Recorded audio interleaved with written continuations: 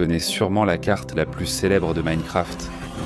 Le Skyblock est un mode de jeu intemporel et populaire, présent dans de nombreuses vidéos, jeux et joué par de nombreux joueurs.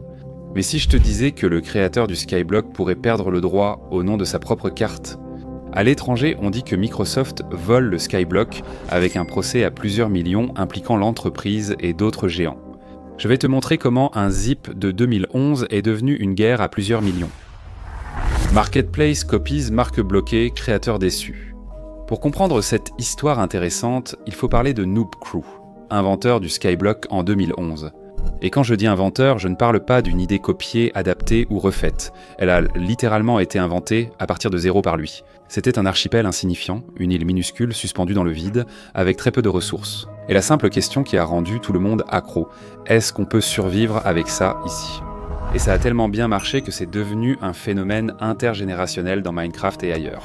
Au fil des années, Skyblock a accumulé des dizaines de millions de téléchargements, a généré des milliards de vues dans le monde entier et, en prime, est devenu le mode le plus populaire du serveur le plus célèbre de la planète, Hypixel.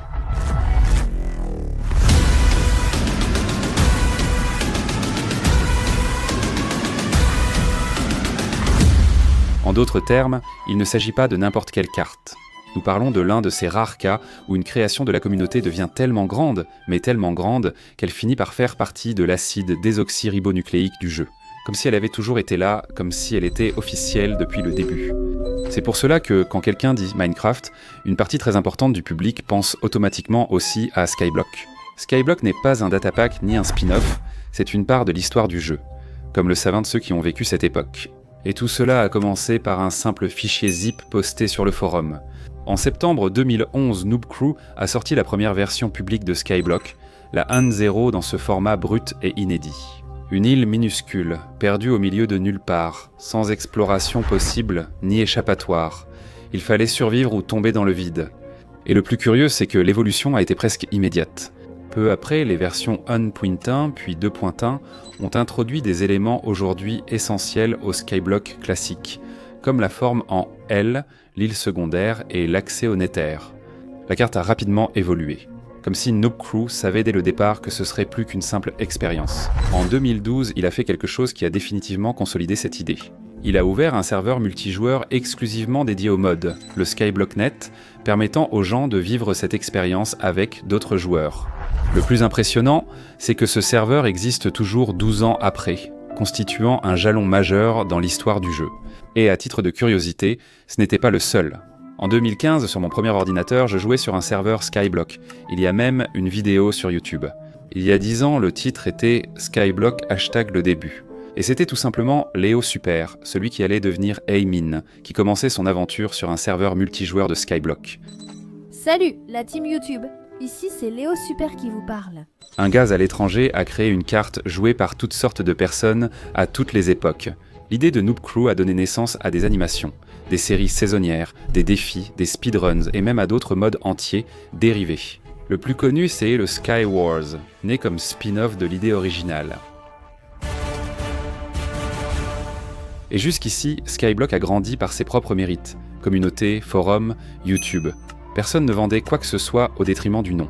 C'était cette phase innocente où Minecraft et tout le reste d'Internet fonctionnaient encore comme une grande place publique. Tous créaient et copiaient, mais personne ne volait dans la caisse. Mais tout cela a changé en 2019 avec le lancement du Minecraft Marketplace, où les joueurs peuvent acheter et télécharger du contenu créé aussi bien par Mojang que par des créateurs partenaires. Des entreprises ont commencé à vendre des cartes payantes sous le nom de Skyblock. Ce n'était pas inspiré de Skyblock, basé sur Skyblock ou remake de Skyblock, tout était annoncé comme étant le Skyblock, comme si c'était leur version originale, dans certains cas littéralement présenté comme le seul ou l'original Skyblock.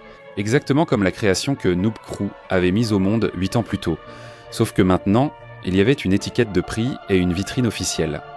Parce que bien sûr, le marketplace crée cette possibilité de vendre des choses que d'autres personnes ne savent peut-être même pas exactement ce que c'est. Les entreprises mentionnées n'étaient pas de petite taille. Razzlebearer, Saphir Studio et d'autres ont sorti des produits surnommés Skyblock. Ils ont encaissé des centaines de milliers et, selon les estimations de Noob Crew lui-même, dans certains cas des millions, en utilisant le terme comme s'il leur appartenait.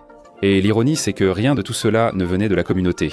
de ce même écosystème ouvert qu'il a toujours soutenu. C'était de l'argent qui entrait par le haut avec le sceau d'officialité de Microsoft, sans que cela ne profite à personne de ceux qui faisaient vraiment ça par passion. Il est important de préciser que Noob Crew n'a jamais été contre l'utilisation libre du nom au sein de la communauté, n'a jamais poursuivi de serveur, n'a jamais demandé le retrait d'aucune adaptation. La règle est simple, ne pas qualifier d'original ce qui ne t'appartient pas, ni le vendre comme tel. Quand c'est devenu un commerce avec son nom et un label d'authenticité, l'histoire n'a plus été une culture partagée mais une appropriation monétisée. Quand Noob Crew a constaté que Skyblock était exploité commercialement comme sans propriétaire, il a agi comme tout créateur sensé. Il a enregistré la marque en septembre 2019. Il est important de le rappeler. Il n'a pas tenté d'enregistrer l'idée d'île flottante ou le gameplay. Il a enregistré le nom, seule partie protégeable légalement sans freiner la communauté. Ce qui restait une préoccupation très noble de la part du gars. Et dans ces temps, parallèlement, il a commencé à envoyer des demandes officielles pour que les packs vendus sur le marketplace arrêtent d'utiliser le terme comme s'ils étaient le Skyblock original. Mais la réponse de Microsoft a été la pire possible. Comme d'habitude, ils ont simplement ignoré. Une seule réponse officielle a mis fin aux demandes, disant qu'il n'y avait aucun fondement à la réclamation. Ensuite, silence total, comme si de rien n'était. Les cartes se vendèrent toujours et les profits affluaient, mais alors que l'enregistrement de la marque allait être validé, qu'est-ce qui pouvait mettre fin à ce stress ? En janvier 2021, un mouvement décisif a eu lieu. Microsoft ainsi que 11 autres entreprises ou entreprises de l'écosystème Marketplace s'unissent pour contester l'enregistrement du nom Skyblock. Et leur argument est simple. Skyblock serait un terme trop générique pour appartenir à quelqu'un. En somme, c'est si célèbre que cela ne t'appartient plus. Et avec cette objection, l'enregistrement était resté bloqué à l'état de « en attente », ce qui est l'équivalent juridique de rester avec le frein à main serré au milieu de la route. Ce n'est ni refusé ni approuvé. Tant qu'il est en attente, l'auteur perd presque toute capacité juridique pour contester l'usage commercial du nom. La carte, l'histoire et l'impact culturel lui appartiennent, mais le nom qu'il voulait enregistrer reste juridiquement en suspens. Le calcul des entreprises est simple. Si Skyblock devient un terme générique, elles n'auront pas à renommer leurs produits ni à reconnaître le manque d'originalité et continueront d'en profiter.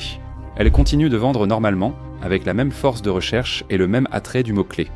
Maintenant, si la marque est reconnue comme la propriété de Noob Crew, le scénario change complètement. Il devrait en changer le titre, modifier le marketing, retirer les phrases trompeuses, et surtout, il perdrait l'effet immédiat de chercher Skyblock dans la boutique et de tomber sur leurs produits. Il y a aussi un aspect ironique et révoltant dans cette histoire, ce qui rend beaucoup furieux. Noob Crew a fait exactement ce que la communauté a toujours salué. Il a permis l'utilisation de Skyblock comme une culture partagée depuis plus d'une décennie. Aujourd'hui, cela sert de munition contre lui. Les entreprises affirment que si tout le monde a toujours utilisé ce nom, il est devenu générique et on ne peut plus être revendiqué. Autrement dit, la générosité qui a aidé Skyblock à devenir un phénomène mondial, tant acclamé par toutes les générations, sert maintenant de preuve légale qu'il ne devrait pas avoir de droit sur son nom. Tu vois, tu es trop gentil, tu te fais toujours avoir. Le plus triste, c'est que ce n'est pas un cas isolé. Il y a déjà eu des précédents similaires. Le mode Ether, par exemple, que tout le monde connaît, est la raison de la première déception dans la vie de beaucoup de gens. Qui n'a jamais essayé de créer un portail en pierre lumineuse avec de l'eau et a été déçu ? Ça fait plus mal que de se faire larguer par une brune, enfin. Ce mode a été copié et vendu sur le marketplace sans la participation des créateurs originaux. Fateful, l'un des packs de textures les plus célèbres, a connu la même chose. Et bien sûr, tout le monde, parmi les anciens, a déjà vu une vidéo de Tasercraft, de Venom ou de n'importe quel autre créateur utilisant cette texture. Dans les deux cas, Microsoft n'a réagi qu'après que toute la communauté en ait discuté. La correction n'a pas été préventive ni éthique, mais réactive sous la pression publique. Même avec une copie flagrante, la règle ne change qu'en cas de scandale. Sur Roblox et Fortnite, le comportement a différé. Lorsque Noob Crew a exigé le changement de nom des projets Skyblock, les responsables ont obéi. Personne n'a discuté, personne n'a engagé de poursuite. L'avertissement a permis un changement de nom, mais le conflit s'est transformé en guerre dès que l'argent a été impliqué. Et c'est là que la vérité devient flagrante. Le marketplace n'est pas seulement permissif avec les copies, il est aussi lucratif pour ceux qui le soutiennent. Le modèle économique pousse à répéter des formules, copier des noms à succès et vendre comme l'original. Pendant ce temps, cela génère des revenus de manière froide et anormale, ouvrant même une petite parenthèse. C'est ce qui se passe sur YouTube. Tout le monde copie tout le monde. Et le problème n'existe vraiment que lorsque le véritable propriétaire ou la communauté décide de se plaindre. Mais même dans ce cas, il est difficile qu'une mesure soit prise. Voici la question clé. Comment ce processus s'est-il déroulé pour Noob Crew? Un changement est-il envisagé? En réalité, la réponse est négative. Ce tourbillon affecte Noob Crew depuis au moins 4 ans dans Metz. Un gars tout seul, finançant de sa propre poche, affrontant une armée d'avocats payés par 12 entreprises, dont l'une des plus grandes corporations technologiques de la planète. En résumé, il subit une énorme pression et il est peu probable qu'il tienne longtemps face à des géants au tribunal. Pendant le litige, il a dû fournir des documents personnels, des dossiers internes, des messages et subir une déposition de 7 heures. Ce n'était pas une conversation, ni une interview, mais un interrogatoire mené par plusieurs équipes et une défense collective. Pendant ce temps, les honoraires augmentent et chaque semaine de procédure coûte plus cher simplement pour garder son nom. Un autre détail rend cela plus cruel. Les entreprises peuvent faire appel sans limite.